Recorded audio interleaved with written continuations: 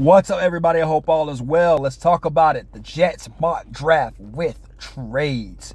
First and foremost, thank you for obviously watching the channel, subscribing in today. If you're not subscribed, subscribe now immediately. Get that done. But I'm glad you're here. Thank you for showing up. Appreciate that. With that being said, let's go ahead and dive in, shall we? I did a mock draft already with no trades for the Jets. Obviously, I wasn't a huge fan of it. I think the Jets need a lot more. But it is what it is. So I'm going to show you real quick. We traded back the 10th pick to Arizona for, in return, the 27th, 35th, and 105. So adding 3 more picks to what they already had. And, of course, why not, at that part, offensive tackle, go ahead and get them right away. Jordan Morgan out of Arizona. Handle business. Take care of that. Obviously, if you watched any of Jets football, pretty much the first game of the season, the first 2 series, I think, or first series, Aaron Rodgers goes down because of poor blocking, and then his Achilles is torn. Obviously, you don't want that to happen again. So you take care of business and you handle business. Right then and there, you get the tackle, you're good to go. Straight off the rip, you're good to go right there, man. Next up, Braylon Trice, edge rusher, pretty much just helping out with Johnson. And, of course, the boys up front, just another edge rusher. Get to the quarterback, because in that division, you don't really have but only 2 other quarterbacks, which is Tua and Josh Allen, who can run a lot. So, with that being said, I think that you load up on edge rushers. You need that. That's just my way of thinking that, because I'm going to tell you my next pick on top of that, too, as well, why I think that is important. Having a lot of edge rushers, stopping the run, playing up there in Buffalo. You've got to beat Buffalo at Buffalo. That's kind of the thing. They're pretty much the trendsetter for the AFC East right now. Then that follows into my next part pretty much is Michael Ororo out of Clemson, D lineman, who's probably going to move up. Probably he's going to get picked in the top 50 for sure. But teaming him up with Williams is going to be great.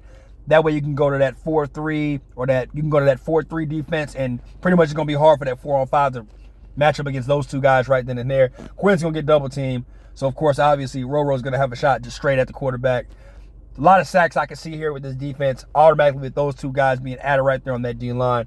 That is going to create a lot of pressure, packages they're going to have to come up with.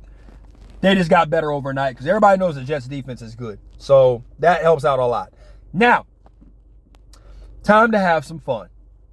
And I know a lot of people are going to look at me like I'm crazy because I double dipped here, and I'm going to tell you specifically why each guy fits for this option.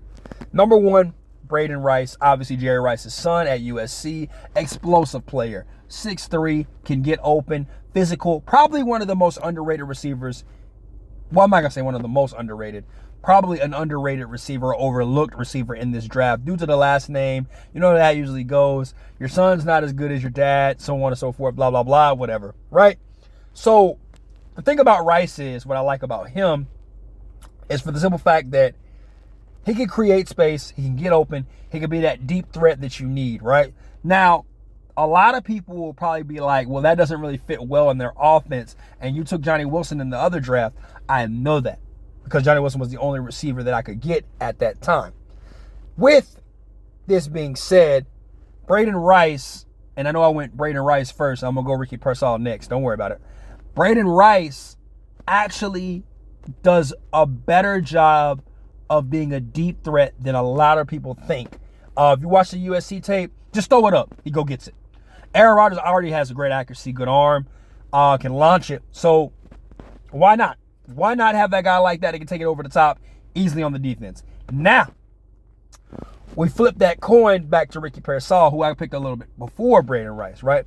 Now you're saying, well, I wonder, why did I go 1 and 2, right? Well, the first one would be the explosion player, which is Braden Rice. The second guy is going to be like Ricky Pearsall, who pretty much is going to be your interior route runner, Adam Humphries, Hunter Renfrow, Jordy Nelson type player, where he going to cut you by death by 1,000 cuts. That is what Ricky is good at. And if anything else, we watching the Senior Bowl and just watching him in Florida, that's what he does and he's good at. He finds ways to get open. He's a blanket. He's a safety blanket for your quarterback. Now, pairing all 3 of these guys up on the field with Garrett Wilson, Ricky Parcells and Braden Rice is going to be a match made in heaven for the offensive coordinator for the Jets. This is fun for everyone, literally, because you already got really good offensive running backs with Bryce Hall, Michael Carter, whatever they decide to do. I think Michael Carter, no, actually, I'm sorry. Michael Carter should be off the roster. I need to actually look that up. I think Michael Carter's off the roster. But Bryce Hall is freaking good. He just got to stay healthy. But having these three receivers helps out a lot.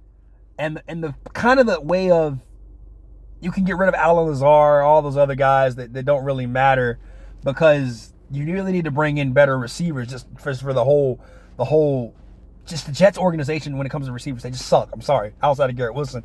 So they don't have to triple team Garrett Wilson like they do every game, double team him. They have to start putting eyes on other guys and other receivers. I think there's more weapons, more fuel to the fire. It makes it easier for, Aaron Rodgers to do his thing, or whoever's throwing the ball for the Jets. Depends on who it is. Now, hop back on the offensive line. Now, I'm going a lot of offense after this. I noticed that, right? Blake Fisher out of Notre Dame. Oh, man, on the other side of Joe O, doesn't really get looked at a lot because of that.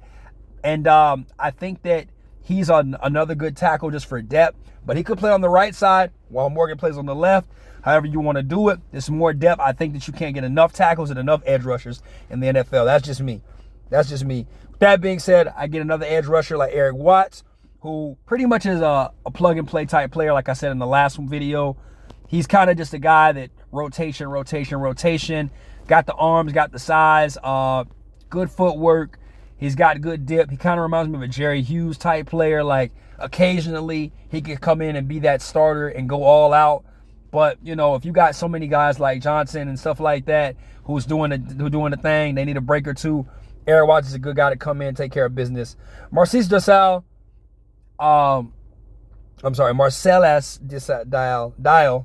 out of South Carolina. Good corner, in your face, physical, fun to watch. Once again, gadget player, he could cover the slot, fourth receiver option. Obviously, they got Sauce Gardner, so he gonna handle business. And then on top of that, Kenny Logan Jr., that's another guy where he kind of fits the description pretty much. I know they're gonna need a safety to replace Jamal Adams because they haven't found it yet to me. But yeah, he can just go in there and do his thing. I don't expect him to be a starter right away. Gadget player, kind of on the defensive side of the ball. Kind of have him there. He can take out your tight end, though. He's good at that. Very good at that, taking out tight ends. Saw that a lot in Kansas. Pretty much like I said, I'm double dipping at tackle and receiver for the specific part of just depth. Who's the better one? Competition. Then on top of that, just in case injuries happen, you got these guys to take care of business. As for the receiver part, I really like Braden Rice over the top. I like Ricky Parcells for route running. I like Garrett Wilson just for being Garrett Wilson. So that's just going to give Aaron Rodgers, Zach Wilson, whoever it is, throwing the ball a shot. Now, if you're watching the video, you're saying, why did you talk about Jordan Travis? I think Jordan Travis is probably going to be the best pick for the Jets in this mock because he's going into a blessed situation where Aaron Rodgers is going to get old. Zach Wilson, we've already seen him play. He's not what that is. I'm sorry. He's just not. Well, Jordan Travis has a leg injury, right? Yeah, he's going to be healed by then. Then on top of that, he's fast. Then on top of that, he can run. He can run. He can throw. He's a good reader. He's a good leader. I don't know what else you could say. You surround the guy with talent already. You got your two tackles already, your trees. You got a good running back. You got decent receivers around him.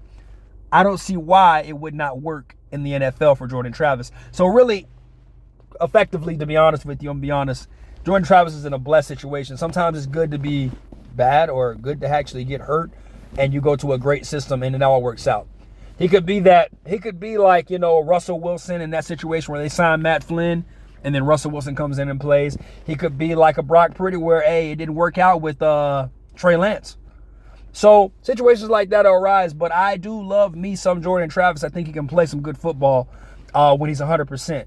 With that being said, Jets fans, like, comment, of course, subscribe. And if you don't like it, tell me why. Don't just say it sucks. Tell me why. Have a good day. Peace.